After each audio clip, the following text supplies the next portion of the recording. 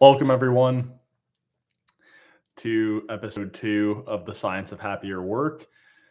My name is Jackson Kirchis, and each week here we share a couple things. So, on one hand, we have science-based tools and interventions to help you and your organization flourish at work. And then we also update you on the latest research findings and kind of uh, turn them into language that actually speaks to leaders of businesses and organizations. So on one hand, we'll get some very practical principles, and then on the other hand, we'll share some digestible research to help you be at your best in work and life. In today's talk, I'm going to share a little bit about what I call the workplace happiness model, and it follows very closely with a tool that we've developed called the CCI, which is the Cultural Climate Index.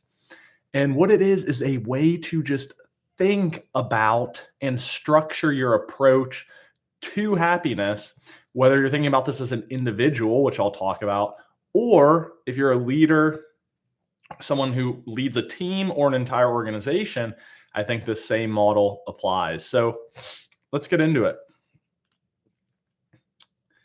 So as I said, there's really two levels, right? We're going to think about here is, if you're watching or listening to this, you can think about, well, how can I as an individual be at my best at work? And if you go back to episode 1, I won't rehash all of it, but I explained how we have a inverse, or maybe not inverse, but a counterintuitive relationship between happiness and performance, or happiness and success. We tend to think that when we're performing well and when we're successful, then we sort of get happiness as a result. But what a lot of the positive psychology research has found, shown that it's actually happiness that precedes success, right? So when you have high levels of positive emotion, energy, and well-being, you of course then perform better. You're more creative, more engaged, more effective. So we already talked about that. So I'm thinking about, I want to improve my performance and I want to flourish or be happier at work, right? The same model you can think about as an individual, breaking down your role into those buckets, or again, as an organization. So let's talk about this. What is the model? And I will give it to you first as sort of a phrase that we use to guide our thinking, and then I'll break down the buckets. So the phrase we often use when we're working with leaders is emotionally intelligent leaders who take ownership of interpersonal connection, unifying purpose, and intrinsic motivation. So there's a lot there, but there are elements when you think about what makes for optimal organization or an optimal individual. Emotional intelligence, right, is absolutely essential. So that's, you think about IQ is your intellect, EQ is your emotional intellect.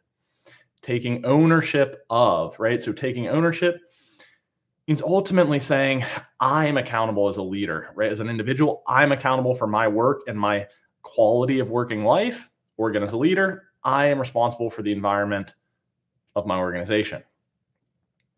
Interpersonal connection. We'll talk about that in a bit more detail.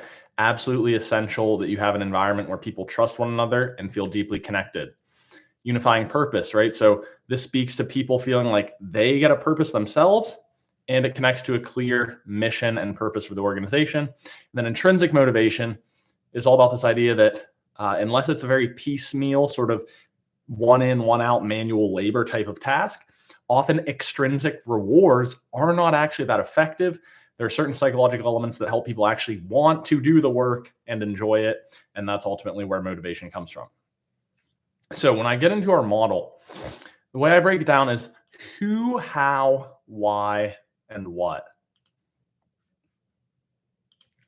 So I'm going to see for a moment if I can share a visual. But if not, right, I know some of you may be listening to this on the podcast version. What I'm going to do is here on the video, I'll go ahead and just sketch it out real quick. But I'll also talk through it in a lot of detail so that you can sort of visualize it. And if you are listening to the podcast, we'll include a resource for it. So what this model talks about is you have really thinking about, okay, you have workplace happiness or well-being at work. What are the actual elements that drive that? And I break it down into 4, and I like this because it takes something very complicated and makes it a bit more simple. We talk about who, how, why, and what. Okay, so really 4 buckets. Now let's talk about what's under the who first. There's really 2 pieces here: connection and psychological safety. So I'll explain both of those. So connection, right? Gallup has some really incredible research where they ask people, do you have a best friend at work? And when they first started doing this, a lot of the leaders were like, why are you asking about that? That's not appropriate. That's kind of weird. And what they found is that people who responded yes to that were far more engaged and effective in their work. They were more likely to stay with the organization, et cetera. So just having meaningful interpersonal connections there, friendship, right, is actually a pillar of engagement, which when you look at pretty much all the research, right, how engaged you are, which is sort of how stimulated and connected to the work you are, how much you actually care about it, of course, is essential for your well-being and your performance. But it goes beyond just having friends. We have to talk about psychological safety, which if you're not familiar with the term, does not mean some like PC safe space thing, right? They're not against that, but that's not what this is. Psychological safety is something that has been intensely researched by Amy Edmondson from Harvard Business School. But originally, or I don't know, originally the place that I stumbled upon it originally, it's come something called Project Aristotle from Google. So this was one of the biggest studies of team performance, one of the most, I would say, rigorous. It was at Google, led by their research team. And they looked at all these various teams across the organization, and they looked at a few things. So they looked at executive assessment of the team, manager assessment, and team member assessment. So you're getting all levels of stakeholders there to assess the quality of the team. And they looked at team performance versus projections. What they found is the number one factor that predicted team performance was not experience levels, team member backgrounds, where they had their degrees from, technical expertise, whatever. It was psychological safety. And psychological safety, the more technical definition, is being comfortable or creating an environment where it's acceptable to take interpersonal risks. And interpersonal risks means things like, I'm going to ask a question that probably everyone else in the room is asking, but I don't know if I should ask it. I feel like I can try something innovative and fail, and that while I'll certainly be corrected, my team is not going to sort of beat me down over it or kick me out, right? It's a feeling that I will not be made to look stupid if I'm not perfect. Ultimately, it's a sense of trust that if I take some sort of risk to innovate or do something differently or ask a challenging question or share a novel insight, that it will either be embraced or, importantly, even if it is a mistake or it's incorrect and I need to be corrected, it's not about tolerating mediocre performance or saying, oh, there's no such thing as a mistake. But again, it's an environment that feels like learning, or it feels like I'll be supported to grow from that mistake, again, rather than being like punished or embarrassed or ashamed or something like that. So the way that you cultivate psychological safety, according to Amy Edmondson, is essentially making work feel like a learning process, an ongoing experiment. It's one piece. And then leaders need to model humility and curiosity. So leaders need to say, hey, I made a mistake before, or, hey, I could be wrong about this. But they also need to ask a lot of questions. And again, it's about framing it from there's a specific task that needs to be done. And if you do it right, you're rewarded. And if you don't do it perfectly, you're wrong and you're punished. Two, yes, there's an optimal way, but it's a learning experience collaboratively together to figure it out. So when you create that environment through leadership role modeling, right, and framing work as learning, you have a optimal culture for high performance. And because that relates very closely with how people relate to one another, I group those both under the who element. So connectedness, having a best friend or friends at work, and then psychological safety. All right, so there's the who. Now let's talk about the how. There's really, I would say, 3 buckets here under the how: autonomy, mastery, and flow. So stepping back a level here, intrinsic motivation versus extrinsic, right? So intrinsic is sort of saying, I want to do this for its own sake. And of course, you still want to be compensated. It's not saying that, but there's something more stimulating and engaging with the work that you're doing beyond just the compensation and the status. Of course, extrinsic is material rewards, social recognition, etc. And Daniel Pink, in his book Drive, goes really in depth on this. It's a fascinating topic, but he essentially talks about how, particularly for knowledge workers, extrinsic motivation has diminishing returns and it'll really only get you so far. What's much more important is intrinsic motivation. And that, I would argue, you can break it down a lot of different ways, but I would say there are three main pillars to that. Autonomy, which is when you are empowered to do work on your terms, right? You're accountable for results. But if you want to say, hey, I want to work 5 hours, take 2 hours for lunch, and then come back and work 3 more, right? Small things like that, designing your workspace, how do you approach your work, right? To the extent possible, empowering individuals to do work and be accountable for results. Mastery is the sense that I'm growing and getting better at something. And it also relates closely with being witnessed or recognized. So the two pillars you want to think about with that are, do you have opportunities to grow and develop? And is there a culture at your workplace that recognizes you and witnesses you and gives you that proof and that self-efficacy to say, oh, I did something and I'm getting better, or I did an important thing and that work was recognized? Then finally, flow. Right? This is probably the most difficult one to sort of engineer into an organization, but it's a feeling of being immersed in your work, that you get absorbed into it. You have a cognitive environment that permits you, it won't be perfect 8 hours a day, but to get into the zone, right? Get into that flow state. So you need an adequate balance of challenge and skill. You need, again, an environment that you're getting some feedback from your work, and ideally limiting these outside distractions to sort of interrupt that flow state. So, all right, that relates very closely with engagement is another way to think about it. When you're very intense and sort of, it's easy for you to be stimulated and immersed in the work you're doing. So when you have those three things, you're going to cultivate intrinsic motivation, and that's the how we want to work. Let's go to the why. And there's kind of a two-part definition here that I use.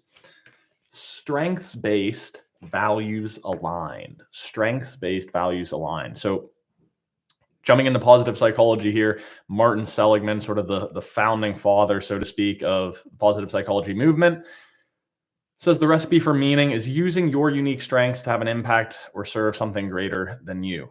When I say strengths, I'm referring to the Clifton strengths, the VIA strengths. Both are solid resources. Essentially, this idea that you and me each have our own unique profile of things that we are innately good at. And typically we enjoy doing those things more, right? Mine, for instance, my top two are learner and input, which means I have a desire to collect information and create things with it and manipulate it and manage it and store it, a la the happiness PhD and the science of happier work. And also learn, of course, relates closely to that. Other people might be more strategic. Other people might be more extrovert, kind of a social relator type things, right? I won't explain all of them, but the idea is you are using your unique gifts and skills and experiences to have an impact on something greater than you. So, right, you want to have clarity around what you're contributing to the organization, and ideally that your organization is actually doing something productive for the good of humanity. Relating closely to that is values, right? So this is an idea of saying, well, what are the things that are most important to me? We have an assessment we can use to help you with that if you need it. If you go to our website, happinessmeansbusiness.com, great exercise to do because it helps you to prioritize and relate to your work differently. Right? So if your number one work, or your number one value, I should say, is, let's say, service is one person, and another person's is family, how you show up and apply those in work are going to be quite different. Because if the service person is, maybe it's a crazy busy week, but they're like, hey, we have this really important project, and if we get this done, it's going to have a massive effect on our clients, right? And our clients are going to be way better off, and it's going to really do a lot of good for not only the economic prospects, but the community, whatever. But if your top values family, you might say, yeah, this is really great work I'm doing, but I need to be home at 5:30 to go to my kid's soccer game.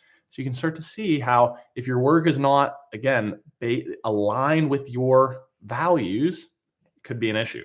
Again, if I say one of my top values is, contribution and service and bringing happiness to people, and I don't know what a great example is. I don't want to offend anyone, but I want to go work at some private equity fund that basically, you bring them in and they cut half the workforce and they are operating coal mines, right? I may make a ton of money, but it may not be having the highest level of contribution to the welfare of society. So not going to align. So when you connect that, of course, to the organization, you may want to bring in some strength-based leadership tools, help employees or help people on your team identify their values and how they connect to work. And of course, as an organization, as a core pillar of the strategy is articulating a clear purpose. And it's, I think, ideal that purpose has some sort of positive benefit to the greater good. But even if you're just saying, hey, our purpose is to make really fun and interesting iPhone cases and sell them at a reasonable price, again, at least we know what we're actually doing here. So that's strengths and values. We want to be strength-based and values aligned. And then finally, we'll talk about the part that I think is easy to overlook when you're talking about sort of this idea of happiness. And that's the what. And the truth is, it is not all about the sort of psychological factors, what we might say, or what we almost think of as like leadership development.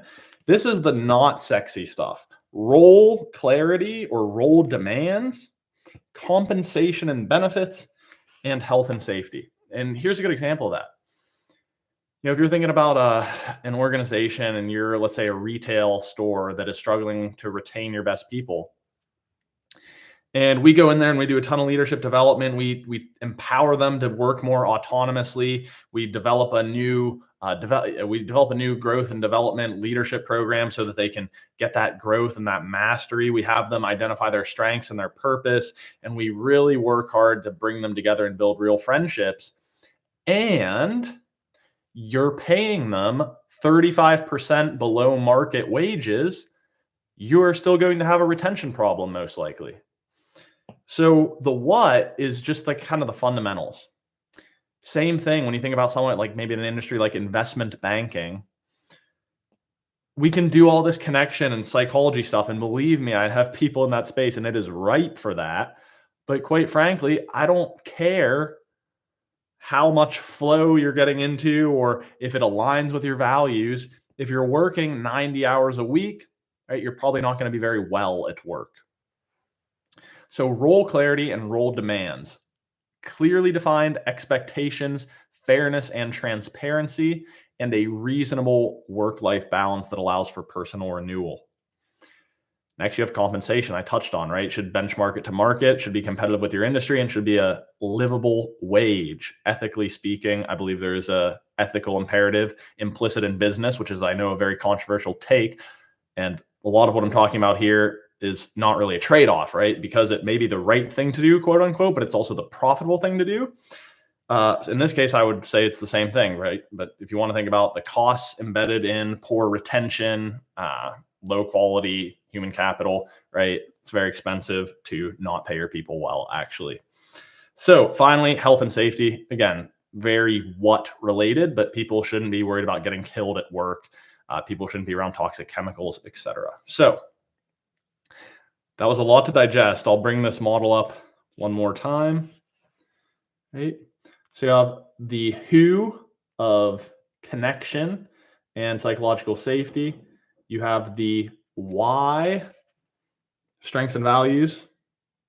You have the how, autonomy, mastery, and flow. And you have the what of role, compensation, and health and safety.